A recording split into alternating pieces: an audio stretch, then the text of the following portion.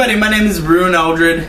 Hi, hello, I'm Otto Otter. And we're two of the four members of Nerdgazmic Goodfellas, and welcome to episode 3 of the Nerdgazmic podcast / vodcast, or vidcast now. Yeah. And today's topic is games that we're excited for that are coming out within the 2017 beginning quarter of 2018. It's fall, which means the summer slump is over finally. I know, and now we're getting a ton of stuff. And a lot of good stuff. Good. Yeah, and a lot of it looks really good. A lot of it looks really good. So I'll start us off with the first game that's coming, in my opinions of exciting games that are coming out, which is Agents of Mayhem, which is developed by Volition, the company behind games like Saints Row, and published by Deep Silver, which is the company that publishes Dead Island, and their other game that nobody really knows about, Chaos, which is going through the same development. They're not making Dead Island 2. They are? Because they showed a trailer for that years ago. There was actually a sweepstakes not too long ago where they flew you out to Germany. Oh, jeez. And they, body captured you and put you in the game. Coming in 2023. Don't hold your breath. Well, it's the same thing. Like I just mentioned earlier, their Chaos 2 has been in development hell for pretty much the same amount of time Dead Island 2 was. Because Chaos 2 was Easter egg in the original Dead Island in posters. Yeah. Oh, okay. And it still hasn't came out yet, from my knowledge. Ridiculous. Anyway. And weirdly enough, Agents of Mayhem will be distributed by Square Enix in North America. That is a little strange. I find that very strange. But Agents of Mayhem is a spin-off of the Saints Row Get Out of Hell ending that is called the Recreate Earth ending. So, you will play as a team of 3 anti-heroes made up of any of the 12 agents from the organization Mayhem, which is an acronym for Multinational Agents E, hunting evil masterminds, created by Got Out of Hell's Persephone Brimstone and funded by Ultor from the Saints Row and, I guess, Red Faction Guerrilla franchise, which I didn't know were connected. I never played Red Faction. I played the first one a little bit, but never was able to get really into it. Yeah. I just loved the destruction factor, because it has a destruction factor like Just Cause. Okay. Where you just go in and you destroy fucking everything. Nice. Love games like that. So your main goal is you're fighting against a tyrannical legion called the League of Evil Gents, intent on obliterating nations, led by a guy named Dr. Babylon. So what I know so far is that it takes place in a futuristic city called Seoul in North Korea. And, where was I at in my notes? Current events. Yeah. No. The game will feature all new characters in the Saints Row universe. Even though they claim it's not a Saints Row game, that it takes a place in an alternate universe outside of Saints Row. Yeah. But I don't get why they're using actual Saints Row references. And I guess I could jump into the questions I have about it. Weird. For instance, Pierce. I don't know how familiar you are with Saints Row. Oh, I love Saints Row 3. Played most of Saints Row 4. So Pierce is one of the 12 agents you can use. And his background story is after clearing Legion out of Stillwater and Steelport, he goes to South Korea under a alias known as Kingpin. Of course, as one does. As Pierce does. And I'm just out of all the original Saints Row characters that are preset into the game without any pre-ordered bonuses, why Pierce? He's awesome. He is awesome, and he's, wonderful carpool partner, But, where's Shondi? Another, really fan-favorited person. But then it's DLC? it's also, rumored, I could pull up images now, but, one of the pre-ordered bonus characters looks a lot like Shondi, but isn't called Shondi. Cool name. And I don't know if you've played, the 4th one, the DLC with the Christmas. The Christmas DLC. I did not play the Christmas DLC. So in the Christmas DLC, Shondi gets, cyborged. And that's kind of what the character looks like in this one. And then obviously a GameStop pre-order is you get to play as the legendary Johnny Gat. Yeah. Which really ties in the fact that it does take place out of Gat Out of Hell. Because I'll show a clip now of like the ending for Gat Out of Hell that was Recreate Earth, where you see them all as cops. Okay. And it shows Johnny Gat as the chief of police. That's awesome. And in this new Agents of Mayhem, when you play as Gat, he is the chief of police. Nice. Or the chief of mayhem now. Yeah. So I can see where they want to make it its own IP. Right. But it's still very much a Saints Row game. Yeah. No matter how much they want to deny that fact. Right. Every player that's going to play is going to definitely think Saints Row. With its quick-witted humor and just like quirky animation style. Yeah. Another topic I wanted to cover on it is the fact that this will be a Saints Row game that has no multiplayer. And I feel, like I hate to say it, but I feel the no co-op will make it flop. Because if you think about a team of 3, you could get 2 of your good friends that you that is played odd other that Saints there's Row. no co-op and when it's like squads of 3. That seems destined to be a co-op game. It definitely felt like it was going to be, and it almost made me cancel my pre-order. It's weird because I saw trailers for it and I thought it was. I thought it was like their other game that's free to play on Xbox, where you're the cops and the bad guys at the same time. Right. I can't remember the name to save my life right now. Yeah, I thought it was just going to be like a multiplayer only game. I did too when I first saw it. Almost made me cancel my pre-order, but I didn't. The last thing I want to cover about Agents of Mayhem is, are there going to be any other characters? There's already confirmed 3. There's the Brimstone character from Gat Out of Hell, Pierce from 2, 3, 4, and then Gat from like the entire saga. Yeah, I'd probably bring in like 1 or 2 more people. I feel like they should bring in, because they already have Ultor, and then the Agents of Mayhem company uses the Saints de la Flor for their symbol. And I think even in the trailer for it, at the end of the trailer, which I'll show an image of, you see Viola from Saints Row 3. Yeah. Or at least it looks a lot like her. Cool. Yeah. So, Agents of Mayhem comes out in 5 days. If you pre-order on Xbox, you get Gat, you get the day 1 bonus skins, and then I think there's another thing that comes with it, I can't remember. If you pre-order on Steam, you get a bunch of other characters, all the other stuff, digital copies. There's one where you get Gat, a Shaundi-looking character that could be Shaundi or could not be Shaundi. But definitely check it out if you're a fan of Saints Row and everything else. All right, on to you. So let's take a moment and talk about some sports. That's what gamers love. Sports. Madden NFL 18 is my first big. Just so wanted to do a John Madden voice and be like, let's talk about some football. Oh boy. Madden NFL 18. It's new Madden, and most of the time people would say, "Oh, well, that means they updated the clouds, slightly changed the graphics, and updated the rosters." But no, this time we're getting a full campaign, just like they did with FIFA, and so we're gonna have. You don't get to make your own character. It still kind of stinks. Because I want to be my own guy. But I'll take what I can get. I can't remember the character's name, but it looks like you're going to be playing through college. I think it starts off with like the last game of high school. Yeah. For college. Then you do like the whole entire like college. And then you get drafted to the NFL. Yeah. This is actually really go through crippling depression. Not probably. This is really exciting because it's the first time they're doing something new in Madden. Just like FIFA, they did the same thing with FIFA, and I was like, that's really cool because they're not just doing the same thing over and over with slight updates. They're actually trying something new. So this is, I think it's pretty exciting that they're actually doing something that's not just the same thing every time, which is what it's what EA's been known for with these sports games. With all of them is. Every year it's just the same thing, just slightly better everything. This time there's actually a reason to kind of get invested and like trade in your Madden 17 and get Madden 18.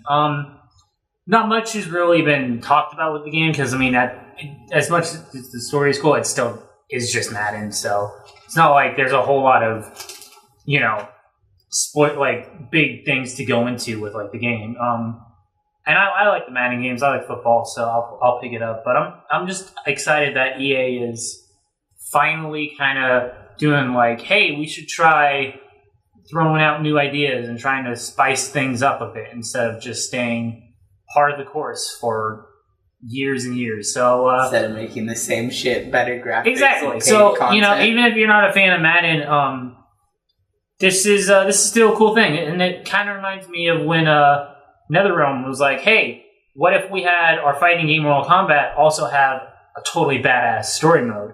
Because fighting games could have story mode. And I mean, I'm not saying that the Madden is gonna be a better story than Mortal Kombat, because there's no way. But that is the same vibe of like it. NetherRealm started with like, hey, let's bring story to Mortal Kombat, and now they're doing it with like Injustice, and people are getting upset that Street Fighter doesn't have one. Yeah, Tekken's always had this story, but Tekken's doing it. So it's like they're really getting story into these fighting games, and so it'd be really cool if we got more of those in our sports game. Give us a full-blown sports experience. Yeah, not awesome. Just diving in for your season mode where you're just going through a list of people, make us feel that we're living that moment. Yeah, it'd be it's pretty cool just to see someone that's as EA that's so used to just let's just do the same thing. It's cheap. Finally, do something do the same thing over and over again. And then we'll make them pay for all the additional content. Oh boy. Madden NFL 18. It's a new Madden, but they're actually kind of renovating the whole concept, which is pretty exciting. So I think it's pretty exciting too. As a person who loves playing Madden, and Do you? I do love playing Madden. All right. And I have like a few from Madden 17. I have a few streams and recordings up on my channel, actually, me going head to head with like Razrus, Saint, and then a few people that watch my streams. Who's your team? Who's my team? Who's your team? 49ers. Same here. That moment when you're like 49ers and you're expecting everything to go bad, like you're just gonna get trapped. Not get into an argument. And then he's just like, we know we suck, okay? We know we suck, but we didn't always suck. There was a time in Madden where the 49ers had a score over 60, an overall score over 60. Like, very briefly. Very briefly. Anyways. Briefly, but one day we'll come back. And then I don't have much to say about this next one, but Mario and Rabbids Kingdom Battle for the Switch. I don't have a Switch. I do want to get one. I think eventually. This game looked so fun, and there's so many people that are like, I hate the Rabbids. This looks stupid. First of all, second of all, this game, when it was teased, I thought it was like, oh, we're getting some really dumb mobile game, aren't we? They show it off at E3, and it's like Mario XCOM Force. And I'm like, yes, please. I am immediately into Mario XCOM. It looks so much fun. It looks hilarious. It looks like a Mario game, even though it's being made by Ubisoft. It throws me back to our last podcast when we were talking about villains, and I mentioned Bowser, or David mentioned him, and it's kind of got me thinking that even though it's an old game, it's resurfacing in a new way. And like the last Mario game I can remember playing was probably Star whatever on like I can't remember the name of it at all, but you had to like hunt down stars or something. Galaxy. Yes, thank you. Too. Played it on like a really old ass system that I don't even remember what it was on. It was on like the Wii. It's not that old. Or GameCube. I think I played it on GameCube. You did not play it on GameCube because it came out. It was the Wii. No, I didn't play it on the Wii. I know for a fact. It was the Wii U. Was that on the Wii? I don't think it was Galaxy. I think it was some older. Then it was not Galaxy. But it's like, I like the fact that he's resurfacing. Mario is resurfacing overall. Because also on the Switch, they had that open world Mario game that's supposed to be coming out, or already did. I don't know. No, Super Mario Odyssey. It's coming out in later this year. It said probably around the holidays. So. But apart from all that sidetracking, I find it very interesting that Ubisoft was pretty much given a Nintendo's right. Yeah, it's pretty cool. Even though it is for Nintendo Switch, I find it interesting because it's like two worlds colliding. No, yeah, this is the first time this has ever happened. Nintendo's never let, especially with Mario, which is like their flagship. Yeah. Nintendo's never let any other company make like a Mario, like an official Mario game. So and they had them come up at Ubisoft and they were like totally into it, and it's pretty cool, and that kind of opens doors. Like, and I mean, are we going to see more? The games where they mash two different things, like Mortal Kombat, DC, Marvel, Capcom, they do really well. Yeah, because fans of both sides are going to come together. Yeah. I mean, I don't know how big of a fan base Rabbids has. Oh. Because I never played them, so I can't really bash it. I'm like one of the 18 people who were in love with the Rabbids. I did see the cartoon they made off of it. I did not. And the cartoon was alright. It had funny moments and made me laugh. But I find it very interesting. I also saw like the E3 Expo for it when they were showing it off, and it looks really fun, and it looks very territorial. Yeah. I mean, it looks like just a fun Switch game to buy. It's like, hey, it's not just like... It's one of the few things that's making me want to buy the Switch. Oh, there's a few things coming. There's a few things. We'll get to that in a bit. But yeah, it looks completely harmless. If you really hate the Rabbids, you're probably not going to want to get this game. But...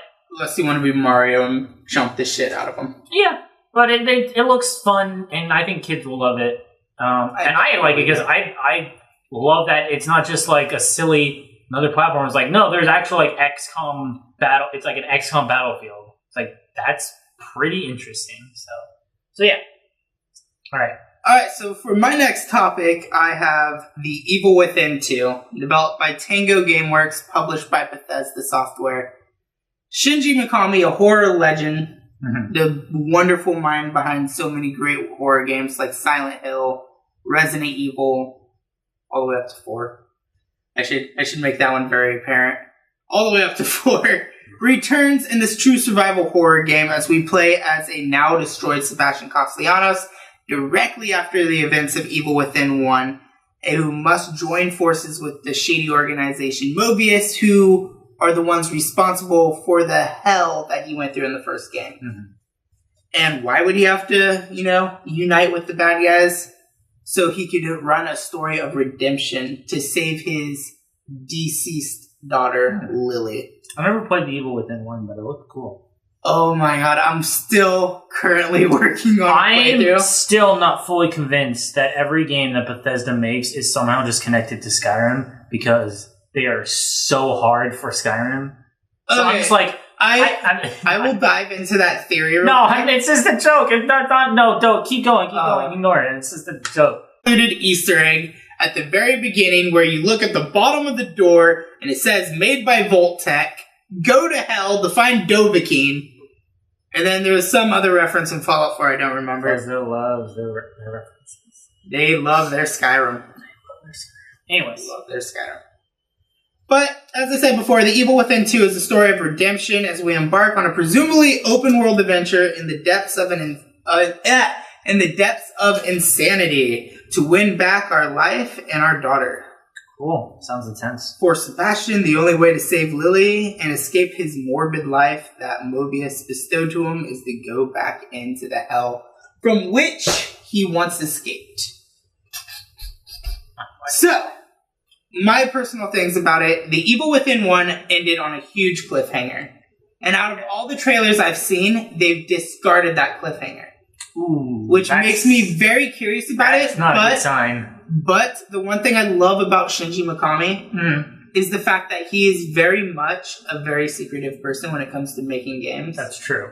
And he loves his homages, as we've seen with like the very opening for Evil Within has that first moment when you first see the infected that you gotta kill. Is the same scene from Resident Evil, that cliche, what made horror games very popular, the whole head turn scene. So I do think it will continue off the storyline.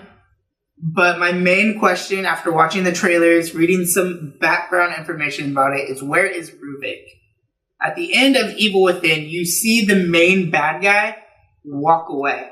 And Sebastian watches him. As everybody's getting unplugged from it, Morbius is cleaning up their mess. Sebastian's walking outside to get his first breath of air. He just killed Ruvik inside his, like, dark, demented, like, fantasy realm that he was trapped in. Sorry, spoiler alert, by the way. Should have a spoiler warning earlier.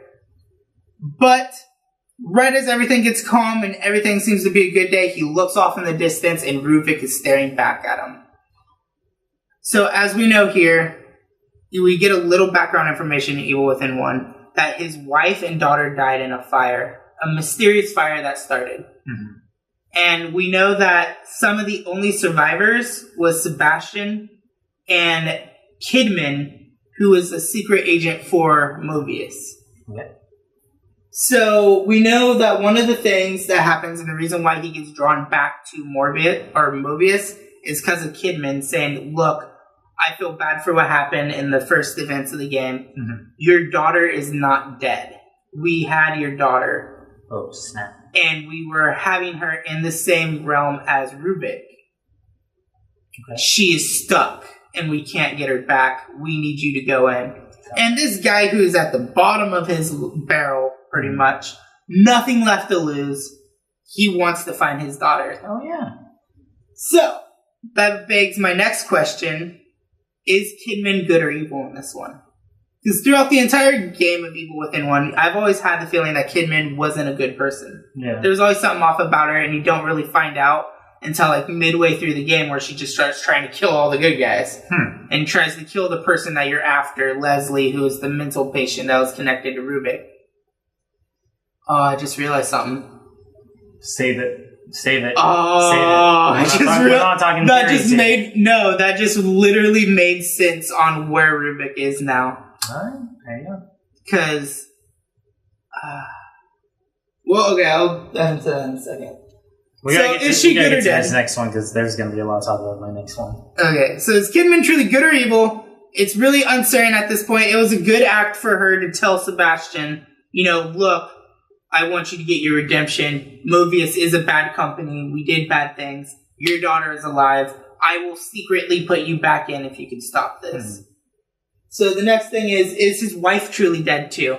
Because the nurse that's in your inner sanctum was your wife. So, does that mean your wife is also trapped inside the thing as well? And it's like a Silent Hill type treatment? Yeah. Because, Shinji Mikami is a man of making a lot of references to his old games. And the first game was a huge reference towards Resident Evil, his first major horror game. So could 2 be a reference to Silent Hill? That'd be cool. It would be cool. And will this be the last one for Evil Within? Yeah. I don't know how they could continue on Evil Within into a huge major franchise. I don't see it happening. Like they could do, maybe like they might do one. Evil. They might do one more, but I don't see Evil Within being like a continuous franchise. Like it's part 5 and all that. Yeah, I don't know if that will happen.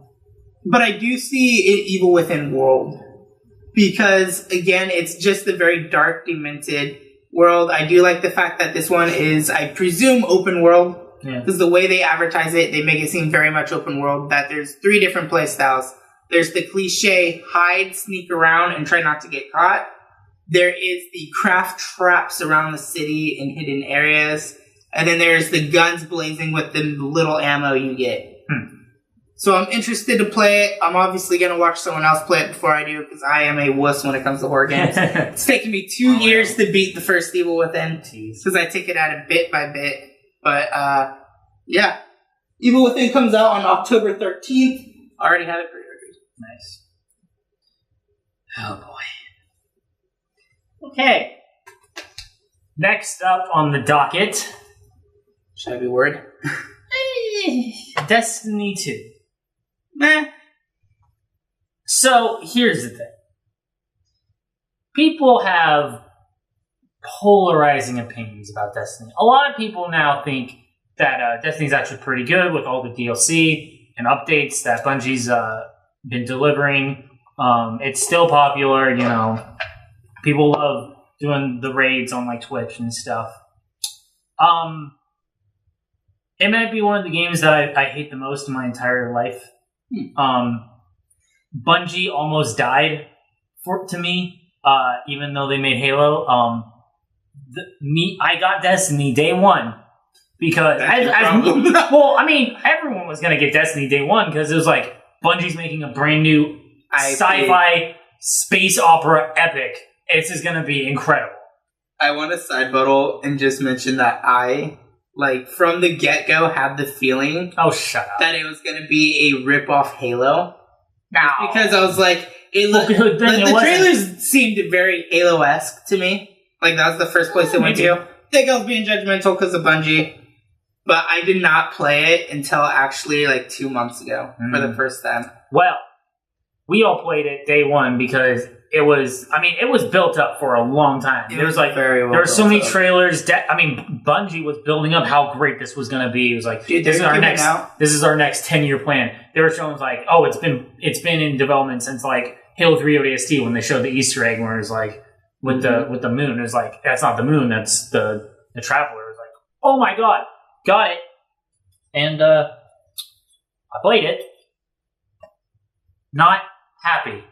But this is not a Destiny rant, so I'm going to just... Not a fan of Destiny 1. Destiny 2. God damn it. It looks interesting. Damn you, Bungie.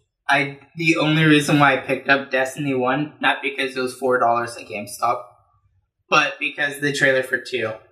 And I was just like, okay, love Clyde. Yeah, that's... I love Clyde. I'm gonna try this game out for Clyde purely. The robot who was hanging out and he was the sharpshooter. Yeah. That trailer had more character than the entirety of Destiny 1. There was no character in the first game in Destiny. There were people that had names that said things to you, but there was no there were no personalities, there were no characters to attach to. There was no that one's my favorite. None of that. There was nothing to say about that. Very much what they'd say to you is like, hey, can you go do this for me on this planet over here? Oh, thank you. Or they would say cryptic bullshit like, I don't even have time to explain why I don't have time to explain. Greatest writing I've ever heard in my life. Anyways, 10 out of 10. So yeah, Destiny 2 is 1 year after the events of Destiny Rise of Iron. I guess that's one of the DLCs. That was the last DLC they made. Right. No. Was Taken King? Who cares? Who cares? The Red Legion faction of the Cabal, a military-industrial empire of massive turtle-like aliens. Turtle-like aliens. That's a thing now. Attack the last city with overwhelming forces led by the commander, Dominus Gall. Gall, believing the Traveler erred in giving humanity a light, succeeds in stripping the Guardians of their powers and forcing them to flee the tower. Scattered and powerless, the Guardians must acquire new powers to face Gall and the Red Legion and venture to new worlds in the Destiny universe. So here's the thing.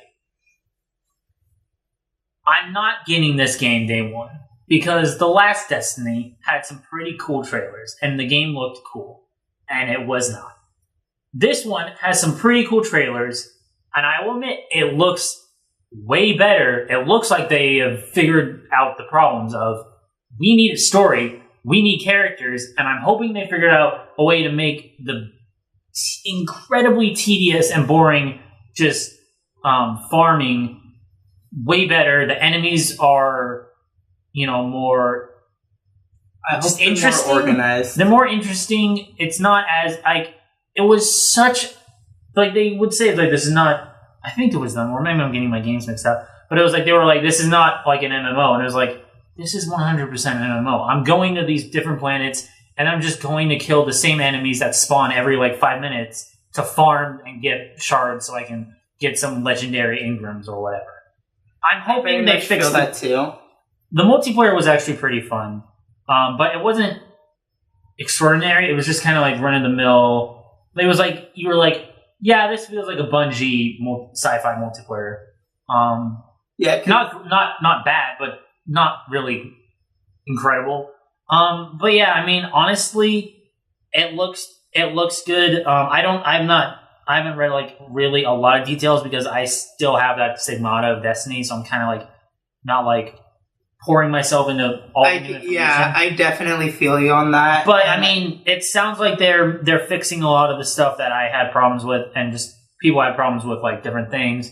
So I'm not getting it day one, but I'm willing to give it another shot. and I'm hoping that Bungie can deliver what I had hoped but Destiny 1 was with Destiny 2. So, that comes out, when does that come out? That comes out really soon. It does come out really soon. It comes out this month, I believe.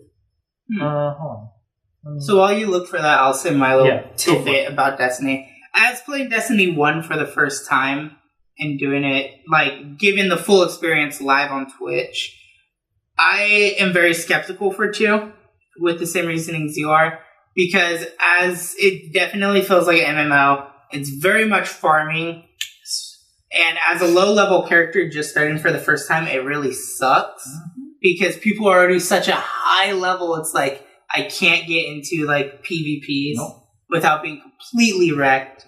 So it's like, I'm missing out on a full experience, mainly because I chose to wait so long. Because it was like, all I ever heard about Destiny was how horrible a game it was. It was. And I never heard any good things about it. But I went to GameStop, needed some extra PowerPoints, saw that was on sale for like $4. So we picked up 2 copies. You bought toothpaste or something. I should have bought toothpaste, but damn hygiene. No. I'm not going to get on a tangent or anything, but I can hear people, it's better now that there's all the raids. Oh yeah, because it was great having to pay an additional $15 to $20 to make the game better every single time. That's how a good game is. I'm fortunate enough that I got that part free, along with the Blood and Iron DLC free. But I still have to pay for Tekken King and the other one. And I don't know if I'll do that, mainly because I am a person who loves story in games. Don't bother. Just read the Wikipedia. Just read Wikipedia. Just read the wiki for it. Destiny 2 comes out September 6th, so we got about a month left. So we'll see if Bungie can deliver. Don't think I'll pre-order it unless you guys want me to. Or they just continue to... I really hope they don't have a launch failure like they did with the first. That'll really put some... Destiny 1 didn't have a launch failure. It had a failure after like the first few days when everyone was playing it, and we're like, is this it?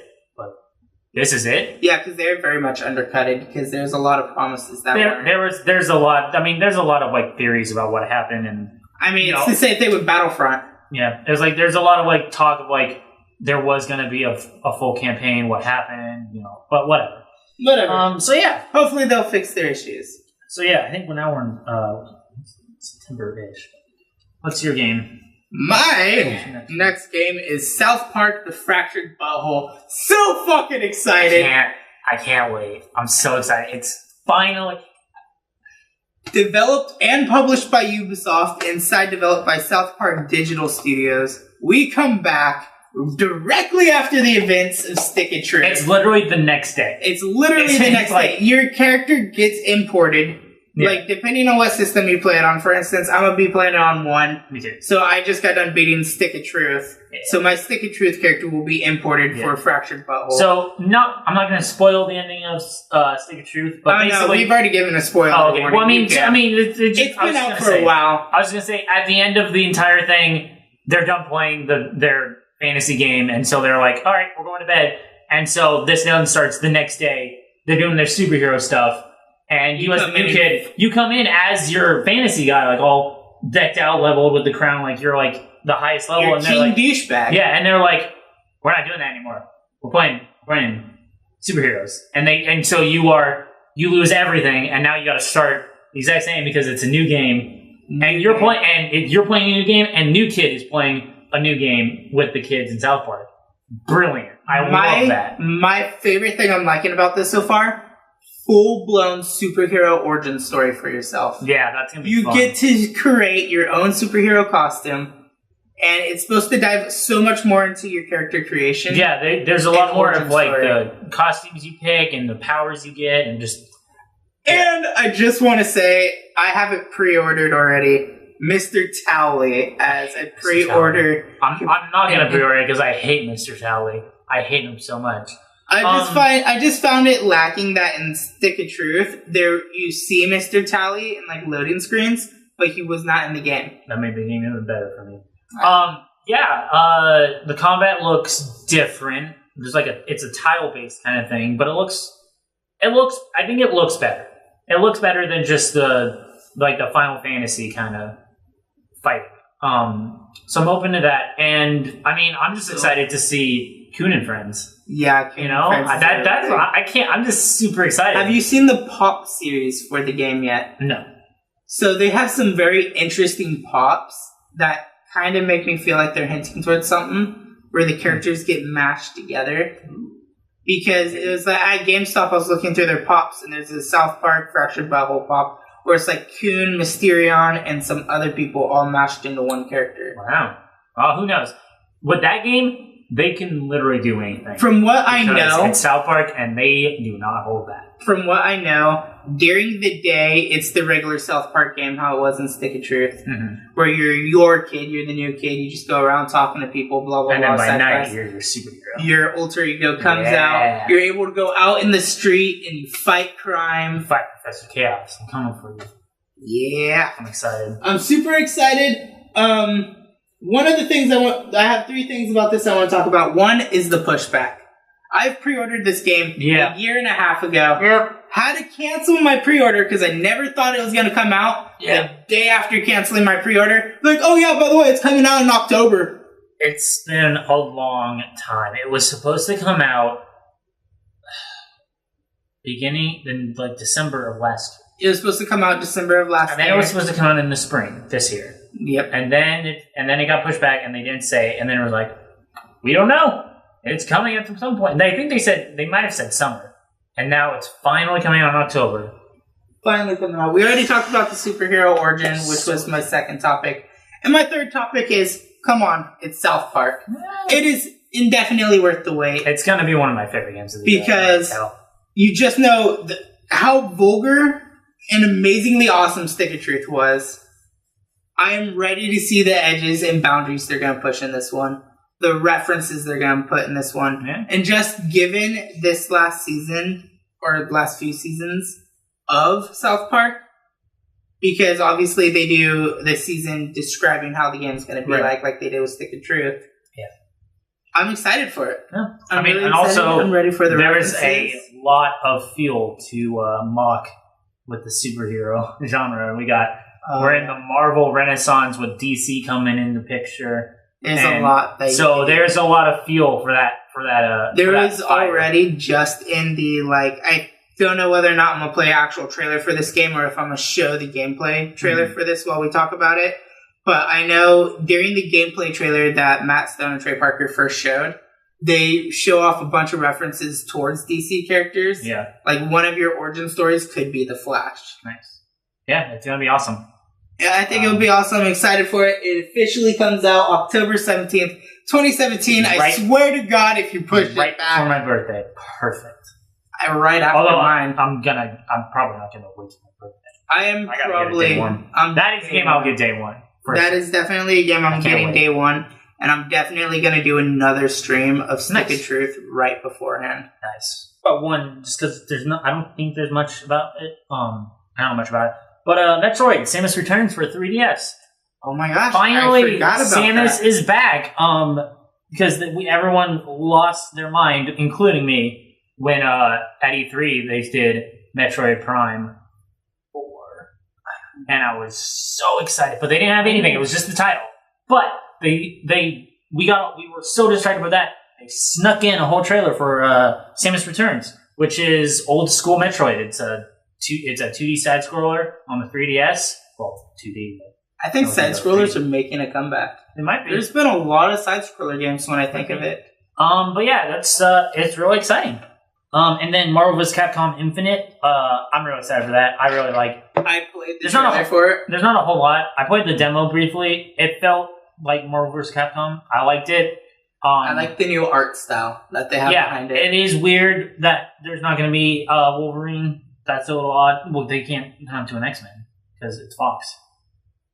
So they had Wolverine and all the other Marvels. Yeah, I know, in the last one, but not in this one. In this one, they don't have any X-Men anymore. So no Storm, no Cyclops, no Phoenix, and no Wolverine. I still think they'll do pretty good. No, I mean they still have a great. They still have a great cast of people, especially now with all the movies. So they got all the Guardians in there. They got a whole bunch of stuff.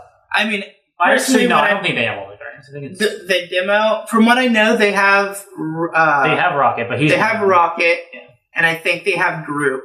Actually, you know what? I've heard something about having Groot. I'm just gonna look at the character, but yeah, it looks awesome. I mean, it looks pretty much the same as like you'd expect from it. It doesn't look like it's anything like crazy new.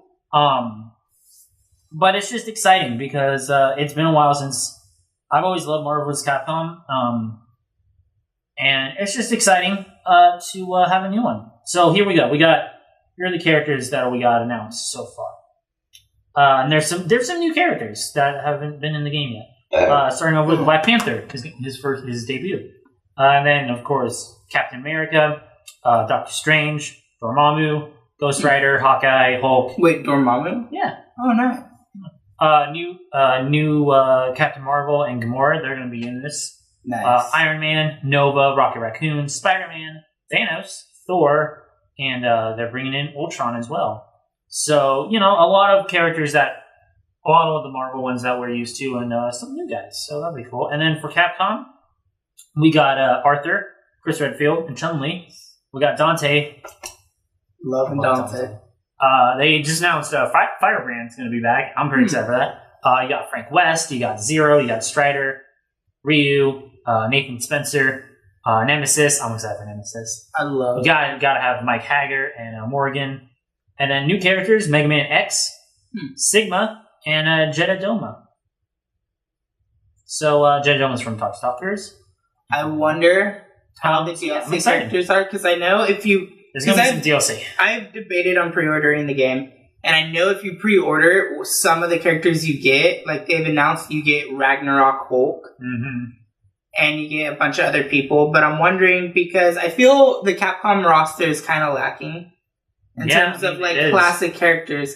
Like, for instance, I don't want to be mean, but the last Marvel vs. Capcom had so many more Resident Evil characters. There was Jill, Wesker, Chris, Nemesis. There was like more Street Fighter characters other than Chun-Li and some other people. There was like more characters, and I feel like even though this one's going to be a bigger game, and it's definitely going to have a good story. It's very focused on Marvel right now. It is, because Marvel's the big thing going on. Capcom's been a little slow with a lot of their like properties, so it's going to be very, very focused. I mean, even playing the demo... Capcom has definitely made a return, though. Oh, yeah. But playing the demo, it's definitely focusing on the Marvel characters, and like the Capcom characters kind of more they're there as like kind of like the backup. They still get a good amount. They still got a good amount of like lines and FaceTime, but you can definitely tell it's like it's all about the Avengers and the Marvel characters from the movies that are driving this right now. Let's talk about the demo real quick, since we both played the demo. Okay. And that gives us a little bit more background information on gameplay style. What was your favorite part about the demo? I don't know if I had a favorite part. I just like playing it. I just like seeing all the characters interact with each other. I like that it wasn't per se versus each other, because they very much were working in tandem. Like, every fight you got into, there was one Marvel, one Capcom character. Yeah. Favorite fight was probably Dante and Rocket. Yeah. That had like one of the best lines for it. Rocket getting excited about Ebony and Ivory. Mm-hmm. Loved it. Loved the Chris Redfield, like how... Because just through the demo, it already makes it seem like Sigma Ultron, or Ultron Sigma, whatever the name of the main bad guy is now, has a vendetta against Redfield. It already felt like that way just because of how their dialogue was towards each other. Yeah, maybe. But then again, everybody has, conflict with Redfield. Yeah. The boulder punching steroid monkey. But, yeah, I'm excited. I'm excited. Definitely debating about pre-ordering still. Mm-hmm. I know I don't have much time left on that. When does it come out? You got September. It's September 19th. Okay, so I do have some time to debate on it. It'll probably be my first ever Marvel Capcom game that I actually buy. Because I've always played them at somebody else's house or got it for free in some way. Huh. There you go. And then one more last September game that I want to mention real quick. Cuphead. Finally. I'm not holding my breath, though, because they showed... When the first time they showed it off, 3 years ago, I think, it looked close to being done. And it's been 3 years. So I don't know why it's taking so long. I mean, I know, it's not easy to do this stuff, but there's plenty of indie games that get made way quicker. So I don't know what's going on. I think it's going to be average. I don't think it's going to be as amazing as we hoped. I think everyone's going to praise the sound and the graphics. I think it'll be a game like Limbo or... Oh, no way. No way. Not like that, but kind of perceived in the same way. Where... Limbo was considered an amazing game. Well, I think... Yeah, it is. But that was just the first... That was the first one that popped up in my head. Unraveled. Unraveled would have been a very better... I don't even know if it's going to get that. People love Unraveled. I think it's going to get 6. I actually really thought about this. I think people are going to love the sound. They're going to love the art style. The art style. I think that it's going to be shorter than people were expecting. I think the control scheme is going to be a little too simplistic, and I think the gameplay is just going to be pretty basic and repetitive. But I do think it'll be a fun game. I think it'll be fun. I think it'll be fun, but I think it's not going to be nearly as great as we've been hoping. I think it's going to be a bit of a flop. I think it's going to do okay. But like I said, it's going to be a 6. It's going to be we're going to kind of like it. It was okay. And it's just for a game that's been anticipated this long, not what you want to hear. But I think that's what's going to happen. So yeah. So I just wanted to touch on that real quick. So my next choice is one Otto's not going to like fairly much: Assassin's Creed Origins. Oh, really? Yeah. Oh, I'm really looking forward to Assassin's Creed. Oh, okay. I was just saying... that was just Ezio you didn't like. So I'll go on record. I hate the Assassin's Creed games. I think the controls are dumb. I think the settings aren't that interesting. And I think the stories are kind of weird. And I think the whole, modern day with Desmond and all that stuff is just completely boring. And then it got really strange. Loved Black Flag. Because it was mostly just pirate stuff. I hated whenever you had to stop to go in the real world, but even then it was kind of okay because it was you were play testing for their in-game kind of thing of oh yeah, we're gonna have people can play as the pirate, so you have to go in and play test it. I was that's kind of a cool way of looking at it, and it was just playing as pirates was awesome. And then I stopped. I went back to not giving a crap about Assassin's Creed. I'm actually looking forward to this one because I really like. I like ancient Egypt setting. I like the setting. For me, I'll only care about Assassin's Creed with the right setting. I love pirates. I love Egypt. Did not care about the French Revolution. Did not care about Italy. Did not care about the streets of... I actually kind of was interested in the streets of London. Which one was that? Syndicate. That was the last one they just made. I thought it was going to be kind of cool. I was I'd be kind of cool. I could be a London bruv and make my own kind of gang and go up and they'd have a whole bunch of, and then I was oh wait, this is Assassin's Creed. They're not gonna do that. It was they actually do. It was the main thing I was wanting with Black Flag that I thought they might do was you get a really cool cast of characters in your crew. You didn't. You got your first mate and that was about it. I was hoping you could do the same thing with Syndicate where you could make a bunch of friends with your gang, your gang members and have rivals. But that's not the kind of game Assassin's Creed is, so that's not the game we got. And I'm not expecting, so I know what I'm getting into with, what is it? Assassin's Creed Origins? Yes. But, I don't know, it looks cool. It looks pretty, and I like Egypt. So, to dive back into what it's about, it's developed and published by Ubisoft. Of course. The major corporation behind everything. Now that's Sturgo. No. Now that they're not doing Assassin's Creed every year, they figured that out. Actually, no, they have, and they say they didn't, but it was I was on their Ubisoft website looking through past games. Mm-hmm. Since 2009, with Assassin's Creed 1, 10, 2, 11 Brotherhood, and so on. And to bridge the gap between 15 and 17, they put out a remake. And then they also put out the 3 individual indie stories, China, India, Russia. Yeah. So they said they wouldn't, but they're money cow. Yeah, but nobody played those, so it's okay. Anyway, I've played the remake, and I've played all. No, I'm not saying I'm remake whatever. I'm talking about but Assassin's Creed China, Assassin's Creed. Nobody gives a crap about those stupid games. They were fun, quick time fillers. No, they weren't. I personally enjoyed China. Anyways, Origins. Origins is the 10th major installment in the Assassin's Creed franchise. Whew. What I like best about it is the fact that they're doing a whole new start. Yes. It's taking place in the time before Altair, and it's going to take place in a time with a different Assassin's Brotherhood than we're used to. Yes. The first. This is literally the first Assassin's Order going against the first Templar Order. Which is pretty cool. And we're going to see And it's awesome that it's in Egypt and not like, we're going back to Italy. It's like, ugh. No, or where it all started awesome. off with Israel, Damascus. Let's go somewhere fun with it. Let's go to... So we're literally not going to be stuck in a small area like with the last game where it was London, you get the small map, or France, you get the small map. We're literally covering, what was it that I wrote down here? We're going through Giza, Memphis, Siwa, the Nile, and Fayum. We're literally covering those are a lot of Egypt. hippos to go across. We're literally covering Egypt, whether it is through horseback, camelback, riding on a boat. We're going to be going through a bunch of different biomes. Killing a whole bunch of hippos. Killing a bunch of hippos and crocodiles. I know, I want better shoes. Hippos are mankind's greatest enemy, and don't you forget it. So it is a truly open world game with different biomes, as I said before. One thing that I've noticed through one of the trailers is you see a basilisk, the giant snake. Yeah.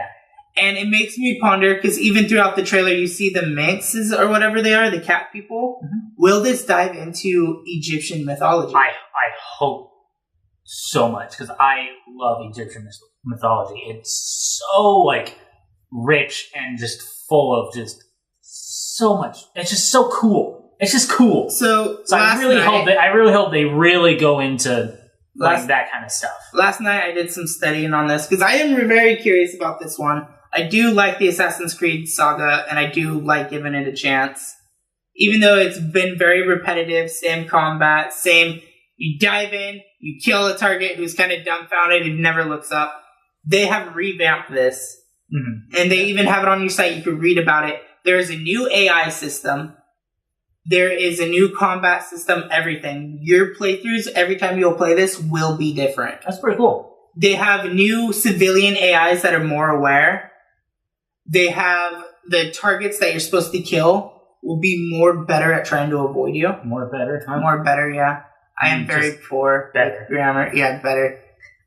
Well, they've kind of improved it throughout games. Syndicate kind of fell back on it. Significantly better. Significantly better from, yeah. Get some terminology in here. We gotta find perfect grammar. That's Otto the writer coming out right there. Yeah.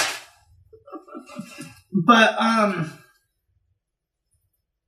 one of my major questions for it is, will it reignite the flames for Assassin's Creed?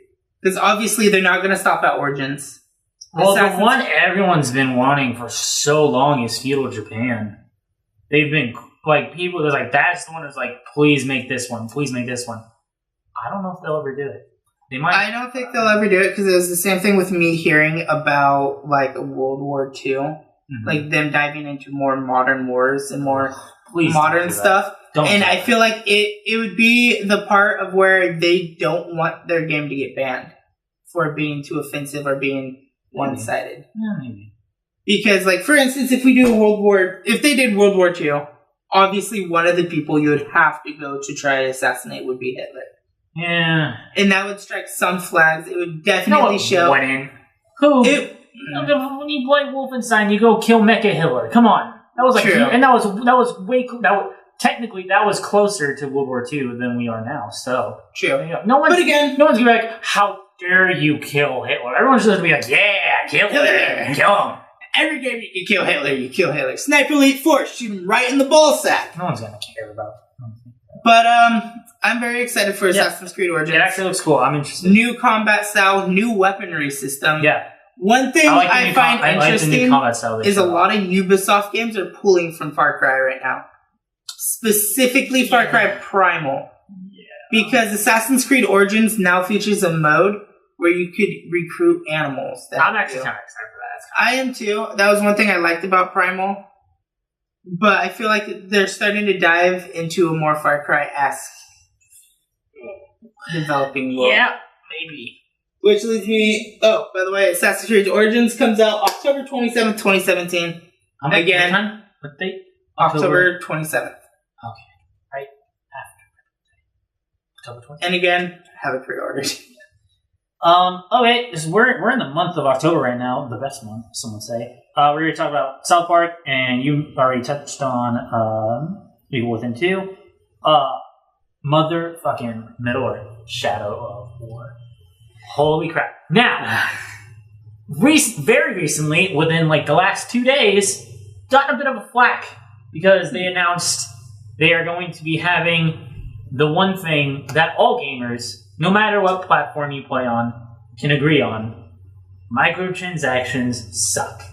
And Shadow of War has microtransactions. It's got a marketplace now where you can go and buy chests, XP boosts, and bundles so you can make the game easier. You can make the game easier for yourself. Now, here's the thing. I don't care because it's single player, and I'm not going to buy that stuff. It's stupid, though, that there's a marketplace where you can buy like loot boxes to get better gear and get better I armor. feel like they have that for a reason. It's bullshit because it's single player, which why do we need this in the first place? And I'm paying $60 already. I don't want more. I don't care. Free to play games totally get away with it because like I'm not It's paying. free to play. Yeah, it's free. So I feel obligated. They need to make their money at some point. You're making your money with your $60 price tag. I'm not spending more money, and it's kind of like an art. It's almost like an action RPG kind of game. It's like I'm not spending real life money so I can make the game go quicker. That kind of defeats the purpose of the game. Yeah, and it's like, well, it's to help people who might not want to, do all the grinding stuff. And I'm like, are you saying that there's a ton of grinding in your game and you're ashamed of it? So you're trying to get people to pay money so you can get rid of it? That's kind of not good. Yeah. And then they have this. There's like this new online mode where it's like Conquest Siege or whatever, where you have like one of your castles or whatever. You put in an orc, and then you can go try and conquer someone else's castle or defend yours, and you can buy bundles to get better orcs. So you could have someone with a legendary orc just completely destroy you, or you can't defeat it. So that's what I was feeling was going to happen with it. The other thing is, why is there that multiplayer? Nobody wants it. I guarantee you, nobody who's looking forward to Shadow War gives a shit about that multiplayer mode. So, that aside, this game looks effing awesome.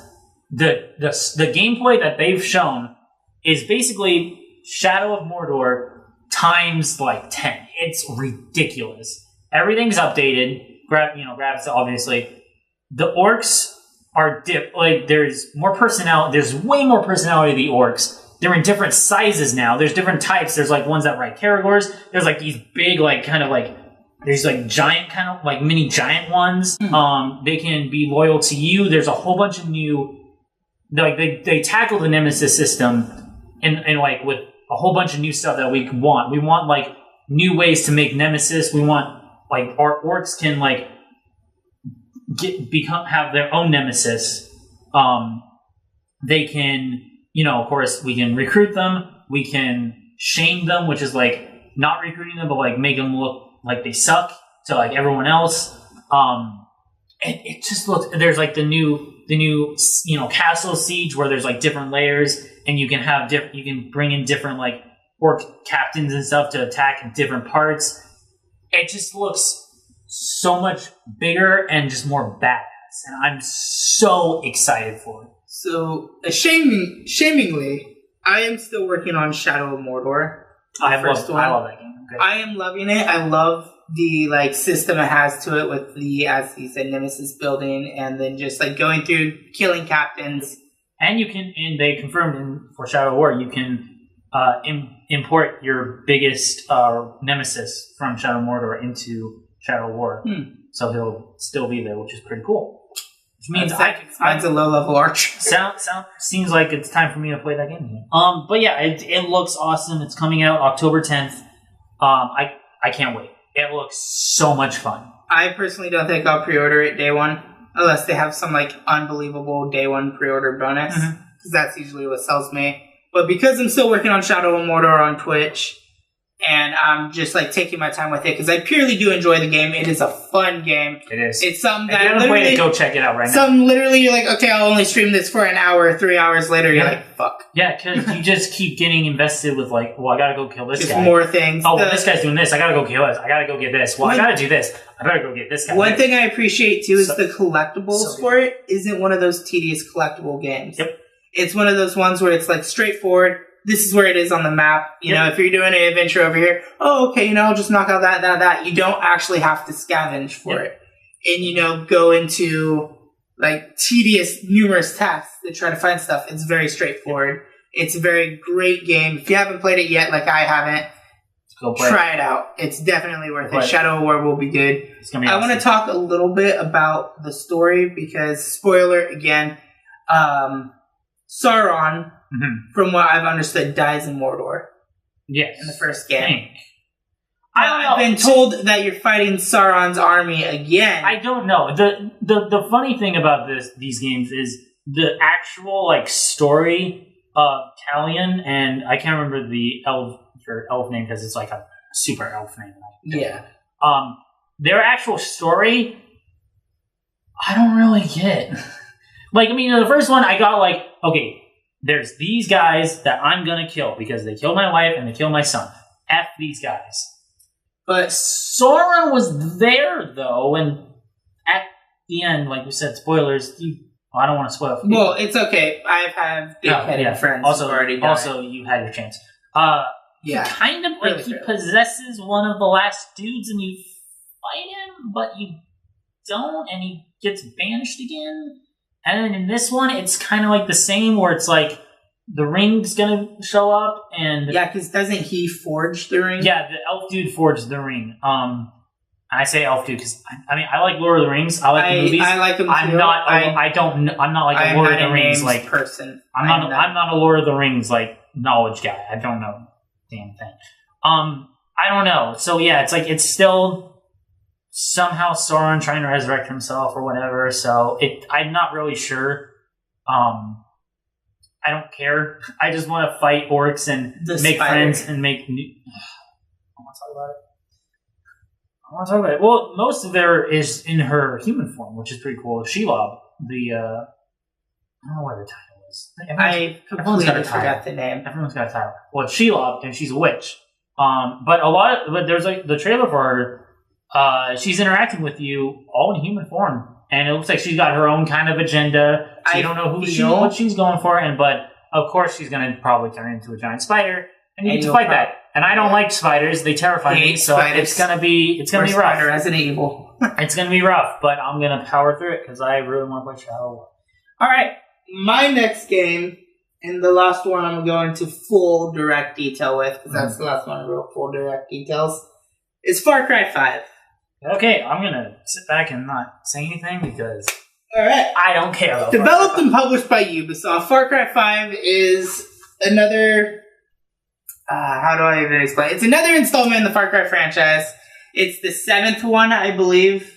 In total, 8th, maybe. I'll take your word for it. Because they had 2 first games, the 2nd, 3rd, Blood Dragon, then 4, then Primal, then this. Sounds about right. Now. Sounds about right. A lot of spectaclism to it. A lot of criticism.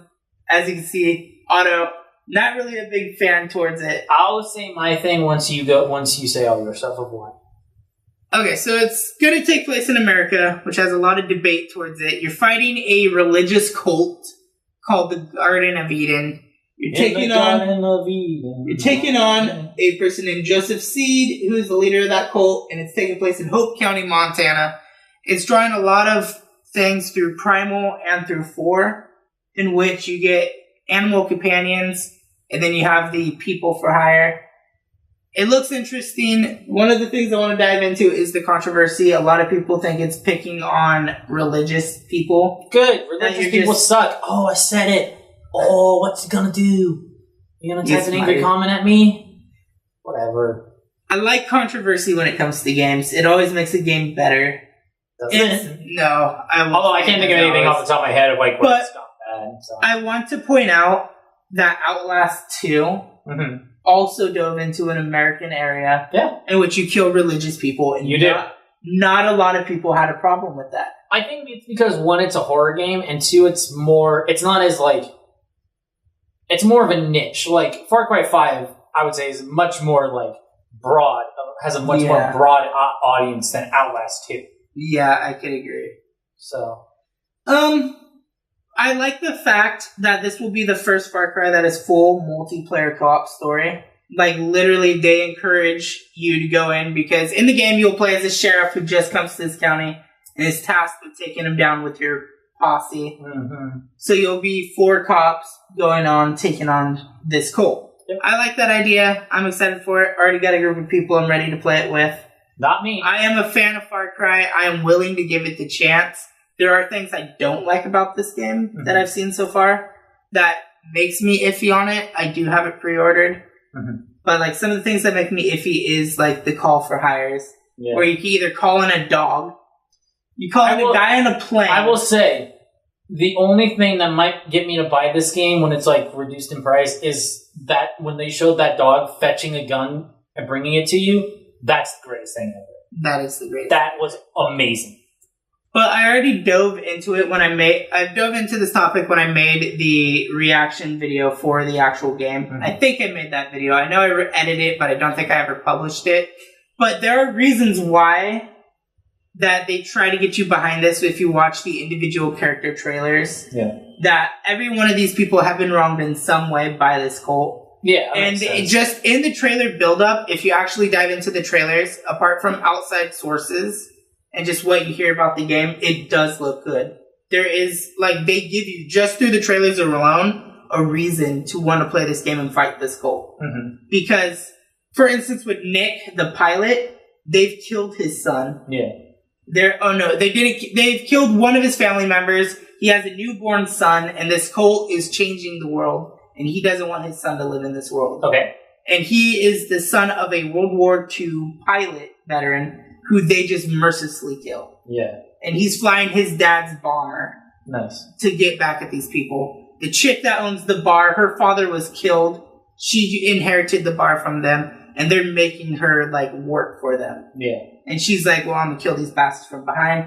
And then the actual Reverend, who I think has the best redemption story, lost his church, took away his faith, and he's just coming in like a bat out of hell. You see him in the trailer, like, in the church, reminiscing about the good old days. Yeah. And then you just see him with a big-ass shotgun just ready to go in.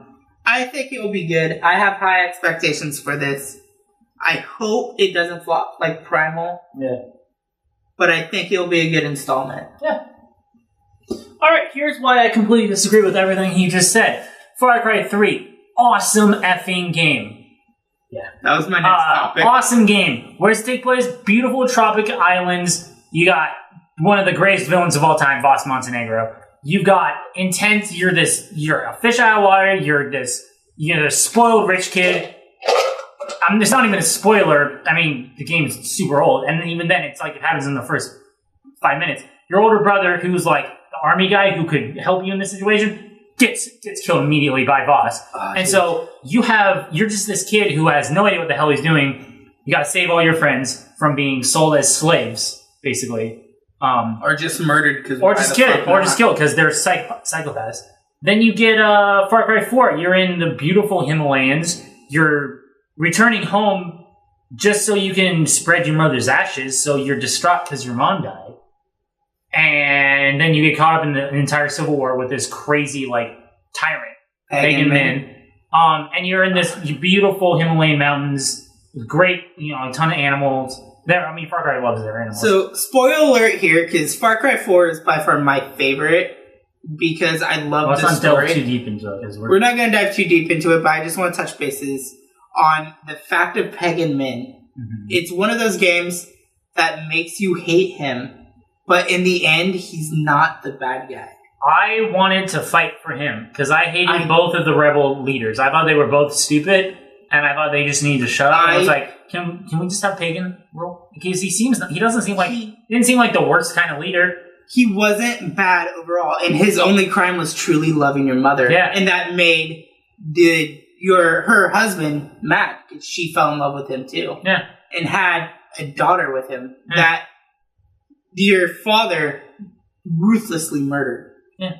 He's really Pagan Min was the good guy. That's why my favorite thing to do in that game is just to wait, is to sit down and wait. And when he says wait, and then he comes back, and then your game ends. It's like, boom, that's it. That is how that is my canon Far Cry 4. Because the rebel leaders that you're supposed to help, they both suck. They're both assholes. They're both pieces of shit. Neither ending is good. You go with Amita, it's the same exact thing. It's a drug country. She's just ruling it ruthlessly. All right, we're getting off topic. Far Cry Primal, a little different, but you got to like animal friends. You got to like have like a pet bear and a pet wolf. It took you place in like, I don't even know like how it was like the caveman era basically. It took place before. It was caveman. Everything. Yeah, it was like the caveman era. It was like that's not a setting that's really done much. I can't think of any other game that especially something not done well. And I thought it was well. Far Cry 5, where are we? Mon-fucking-Tana. Whoa. Who are we fighting? A religious cult. Whoa. Why do I care? I don't. Next fucking game. Salty. Next game. Okay, so we've officially hit the 1 hour mark. We won't dive into full-on detail, but we'll start naming off games and just what we feel about them. Fire Emblem Warriors. I don't like Dynasty Warriors games, but I love Fire Emblem too much, so I'm probably going to buy it. Super Mario Odyssey comes out in October. Oh wow! Okay, Super Mario Odyssey looks great. It looks like one of the most fun Mario games we could ever get. And his hat is alive, I guess, and he can turn into everything, which is odd. But I'll play it. I'll play the hell out of it. Let me rephrase that. We will name games if we feel like talking about them. We'll talk about them. Okay. But every game we name, we'll give some type of criticism on how we feel about it. Super Mario Odyssey looks... It looks good. It looks... I mean, I haven't been excited. I'm not a huge Mario fan. I'm not a huge platformer. This game made me feel... Just watching the trailers, like, it got me the same feelings I had when I played Super Mario 64 on Nintendo 64. Of just like, this is so much fun, and I effing fucking love this game. I'm gonna play... I really want to play Super Mario Odyssey. And I have nothing to say about this. I just think it looks badass. Wolfenstein 2. The first one was awesome. I did want to dive into Wolfenstein 2. Wolfenstein 2 looks It was on my honorable mentions. Wolfenstein 2 looks super good. I saw a snippet trailer last night where you're in an ice cream parlor. I don't know if you saw that video. I did not, but go on. You're in an ice cream parlor and one of the Nazi general comes in and he orders a strawberry milkshake and it's talking about how the milkshake is one of America's finest inventions and stuff. Love Wolfenstein. I'm currently playing through Old Blood on Twitch because I wanted to do the Wolfenstein games because they're just amazing and I love that like theme genre, World War II. And BJ Blazkowicz, amazing character. He is the great-great-great-great-grandfather of Doom guy, and BJ Blazkowicz is the reasoning of Doom. One of my other honorable mentions, Red Dead Redemption 2. That's not coming out this year. It doesn't come out this year, but it comes out next year in the beginning quarter. Yeah. And I wanted to talk about it. I'm going to get some shit. I'm not a fan. I just don't like Westerns. I'm not saying anything bad about the game. I totally know. That's a very reasonable, not a lot. That game looks super great, and I think it deserves all the praise it gets. I don't like Westerns. I don't like Western games. I don't like Western movies. I don't like Western stuff, so I don't care about Red Dead.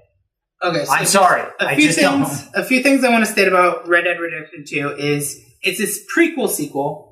The third installment in the Red Dead series, with Red Dead Revolver being 1, Redemption being 2. No one remembers. But. And I feel that they went lazy calling this Red Dead Redemption 2. Because Red Dead Revolver is 1, Red Dead Redemption is 2. Even though this is an origin story because everybody loves John Marston, I feel like it could have had a different name. Got hard. I feel like they could have went with a different name like Red Dead Origin or something. Yeah. Instead of Red Dead Redemption 2. Origins. Come on. Batman Arkham Origins. Everything has an origin story. Yeah, but they had Arkham in front of it. True. And a concern I have for it is they got pushed back because it was supposed to come out this year. But it got pushed back because they're enhancing the multiplayer. It's Rockstar. They're gonna put... Will it be another GTA 5? Will it replace GTA 5? I don't know if it'll replace GTA 5. If they're trying to make an online mode like GTA 5, that's probably a good thing, because GTA 5, I don't know how that game is still It's a cash cow. I don't know how this game is still at the top of like best-selling lists, because everyone has to have this game by now. Went into GameStop yesterday. 45 brand new copies of Grand Theft Auto have just came out. It's $60 per copy. It's ridiculous. And it's sold out within 3 days. Yeah, it's insane. All right, another one, and then I'll let you do like a few too. Okay. State of Decay 2. Yeah, I was going to mention that, but that's not the purpose here. But I love State of Decay. What's the story? Is it a reboot? Is it continuing from where it left off? I think it's going to be because it takes place in the same city. It does? It takes place in the same city. I think it's a continuation. Just a bigger map. I think it's going to just be a continuation. So does it continue after they blow up the wall in the original story? Or does it... Because after you blow up the wall in the original story, the game ends, and then you do Breakout or the other one, Lifeline. Yeah, that's a good point. I don't know. So I'm excited, though, because... Will you import your progress? Maybe. They don't have... Because I tried to research really hard on State of Decay 2. Yeah. I really am excited about it. I hope more people get it, because I thought that was kind of... Like, it got a decent audience. I think it's like... I honestly think that's one of the best zombie games ever made. I do. State of Decay was one of the best zombie games ever made. I love how you're not tied down to one character. That's the thing. It's not just like, oh, it's zombies, let's go run around, kill her. It's, no, we're surviving. It's like, we don't get that a lot. It's like, you have one character, and then you build up trust to be able to play as other characters, and then you just survive. You go out, you get supplies, you make allies with other groups. It's so heartbreaking when one of your people dies. It is, and it's really stressful. Like at night, when it's like you're like you have to be quiet, and then there's like the special ones that come out, and you're just like, ferals. I hate it's the ferals. So terrible. It's like it gets kind of spooky. It's a great game. So it'll be the first one to have a 4-player co-op. That's awesome. And we pretty much answered the other question I had about it. I have literally 4 more left on my list. 4 more games. Oh, okay. Now, which I could just go through them all. Sorry, I got a quick text. All right. Well, no, I'm good. Okay. All right. It's that time. It's November, and you know what happens in the October-November era every year? We got a new Call of Duty, boys and girls. Here we go. No. You continue. You go first. Sorry. My favorite Call of Duty, I would say, might be a little controversial. Modern Warfare 2. I love Black Ops. I like Black Ops 2 a lot, but that's when I started to be like, I don't know, they're starting to do this weird new technology stuff. Sure enough, nothing but it just got worse and worse in my opinion. I have not enjoyed a Call of Duty game since Call of Duty Black Ops 2. I just hated them more and more with each passing one. They finally are going back to World War II. And Call of Duty is one of those games. It's never not going to do well. Like, it's going to sell amazingly. Like, they don't have to worry about anything. They're going to sell great. I'm hesitantly on board because on one hand, I like World War II setting. It's old school Call of Duty. I'm down to go back to that. I love Battlefield 1. I loved its World War I campaign. I'm down for a World War II story. At the same time, it's still Call of Duty, so it's still probably just going to be the multiplayer is nothing but team deathmatch and no sense of teamwork, and you just run around and shoot as many as you can. And it's a great game to, like, if you're playing another game, like I like to play some MOBAs and there's like downtime in like when you play ranked like queues, and then I'll just put on some Call of Duty. It's like, our game's starting. I'll just turn it off because I don't give a shit. It doesn't matter. There's no penalty for quitting. It doesn't mean like no one's trying to help each other out in the team. Yeah, it's just brain fodder. I want to, but I'm kind of excited. I'm kind of looking forward to it. I'm not like if it was another sci-fi one, I'd be ranting on how stupid it is and refusing to buy it. I'm not gonna get it day one, obviously. But I'm going to keep my eye out on this Call of Duty. So I agree with you. I hate how futuristic Call of Duty has gotten. The last Call of Duty game I ever pre-ordered and bought myself, apart from Infinite Warfare, was Modern Warfare 3. Modern Warfare is probably my favorite out of the entire series of Call of Duty. From the first one all the way down to Infinite. Yeah. Stopped playing them. I've played every single one of them. Quit at Ghost. Never played Advanced Warfare. That was one of them. And Infinite Warfare was the first one I've picked up since maybe Black Ops 2. And I only picked it up because I had a friend who pretty much paid like half. That's still not worth it. And I was like, okay, I'll try it out. World War II. Thoroughly excited for it. I'm glad you brought that up on your list because I had it just marked down as honorable. So hesitant because it's still Call of Duty, but we'll see. Apparently, Hitler is supposed to be in the story. Probably. That makes sense. It's World War II. Every game does. We already talked about this. You gotta have Hitler. Yeah, you gotta have Hitler. If you're doing World War II, you just throw in Hitler in there. Because no one is gonna get mad. Apparently, from what I've been hearing, is going back to its World at War type style, where it will be more graphical. Yeah. Like a shotgun blast will blow off limbs. It's going to have a more gore factor. The story is going to be rumored to be one of the best. It's going to have more characteristics. It's not just going to be running in, doing objective by objective. They are doing a battlefield approach. Here's hoping. And I want to dive a little bit into Nazi zombies, because it's completely different from what we're used to. What are we used to at this point?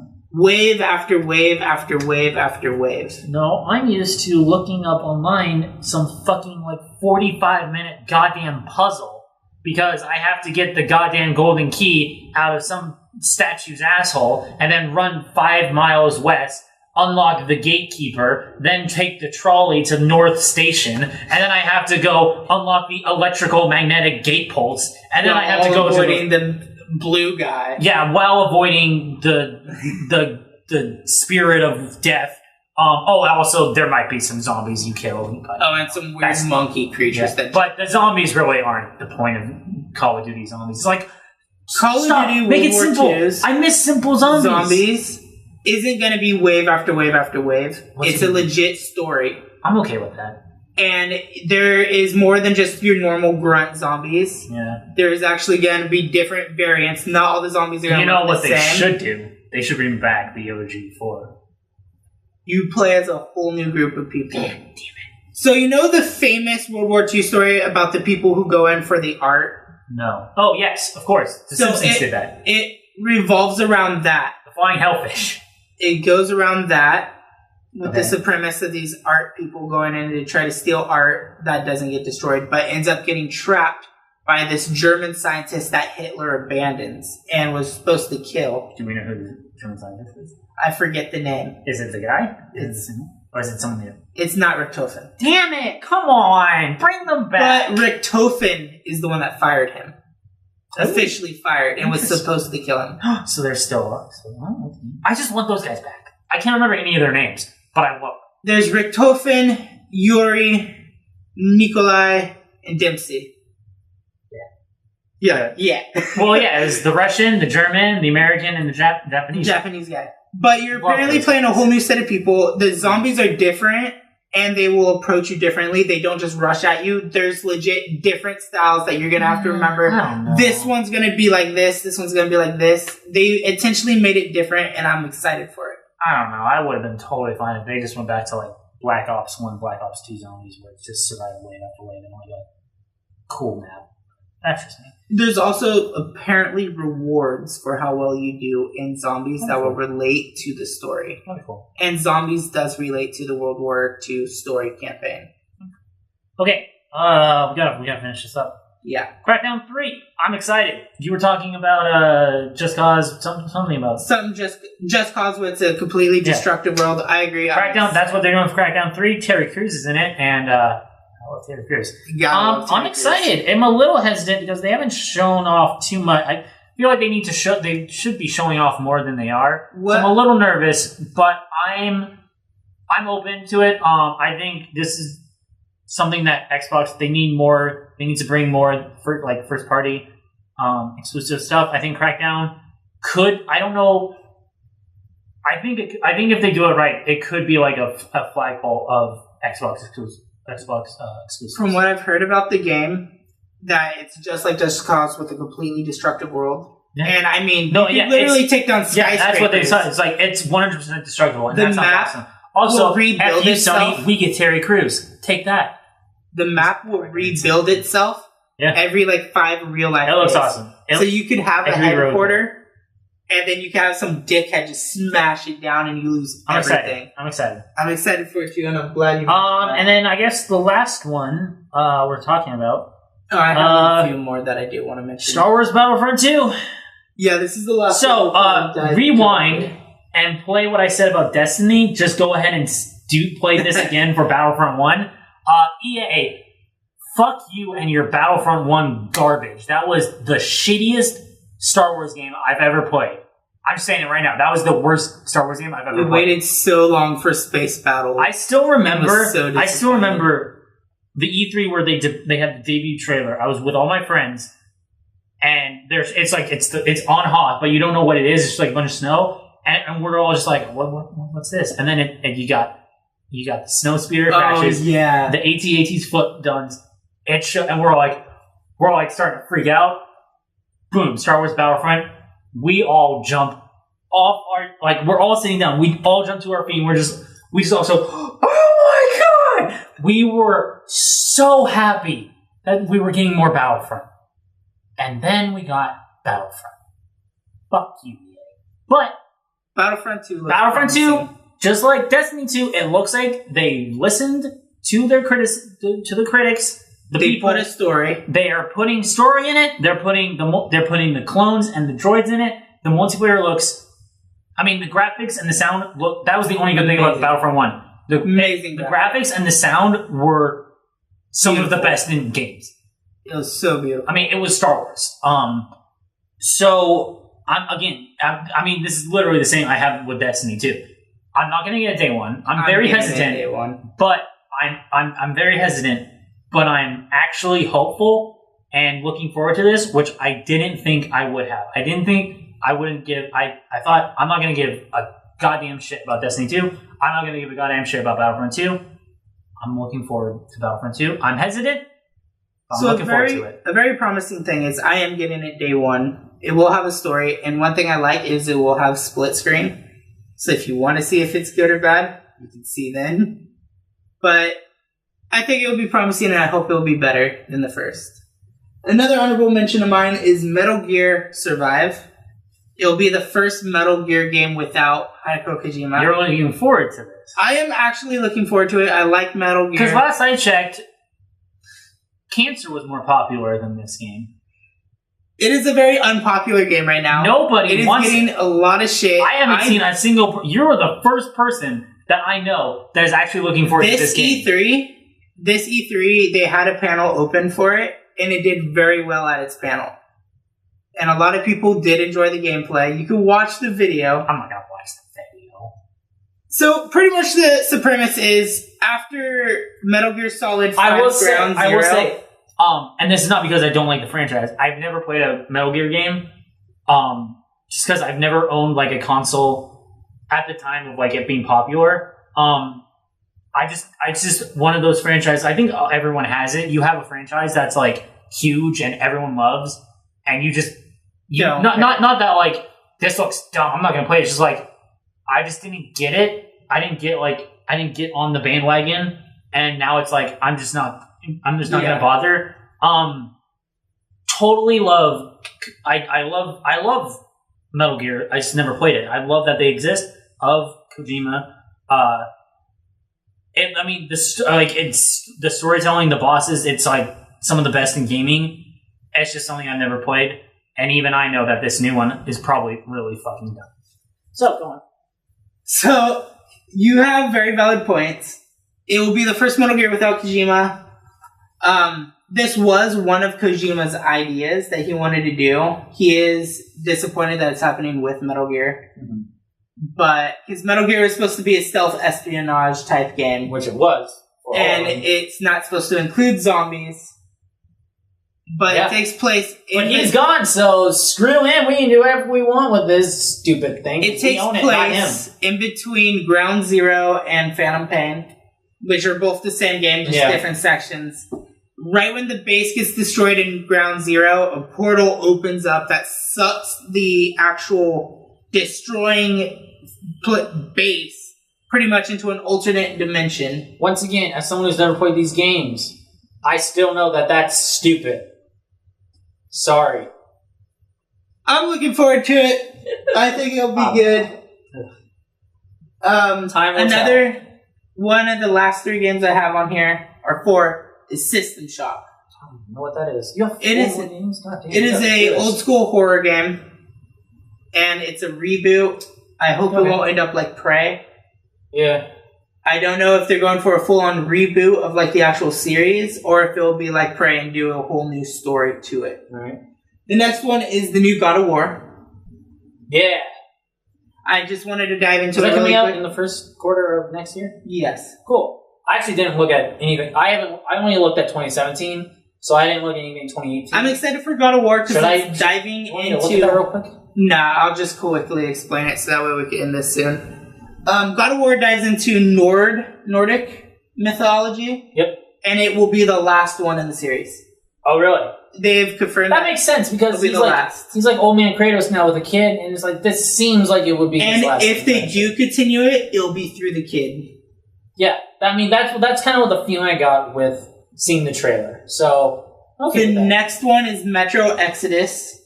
I like the Metro games, even though they're not widely popular. I never heard of it. Oh wait, no, Metro. Yeah. Sorry, I was looking if there was any first quarter stuff that yeah, it looked really cool at E3. The graphics are very beautiful. Yeah, you finally could go outside. Yeah, without having to worry about radiation. Yeah, that looked cool. I'm excited. And then Spider-Man. Yep, also looked good. Looked good. Really good. And then I had a last-second one that just popped up in my head and left just now. Oh, that's sad. Oh well. It is sad. But thank you guys for watching. Leave down in the comments below if you're watching this on YouTube. Or the comments below. What games you guys are looking forward to. We might do a discussion in our next podcast about what you guys say. Thank you, Otto. Thanks. It's always fun doing these podcasts. We should say, I mean, it's a while, but we will have an end of the year where we go over all the games 2017. We're going to talk about the good ones, our favorites, and our least favorites. But that's a while. Podcast. But, you know, I feel like several games that we mentioned are going to pop up on our favorites. Hopefully, not too many of the ones that we mentioned pop up on our least favorites, but we'll see. We'll see. So thank you guys again for listening or watching, whatever source you guys are doing it. You guys can go ahead and download this podcast on SoundCloud. I'll leave a link in the description below. Again, subscribe to his channel. If you guys are watching on YouTube, it's The Otto Otter. You can find him down below. Subscribe to my YouTube channel at Ryunn Eldred. You can find, just don't. I'm almost at that 100. Just do me. I'm almost at 100 subscribers. Just do me, and then subscribe to me. But you can watch his newest video, Dream Daddy. You can watch. I love Dream Daddy. I need to do another episode. Dream Daddy. All right. Thanks for watching and listening. We'll see you guys next time. Toodaloo, everybody. Farts. Fart. All right. I'm just gonna head out right now.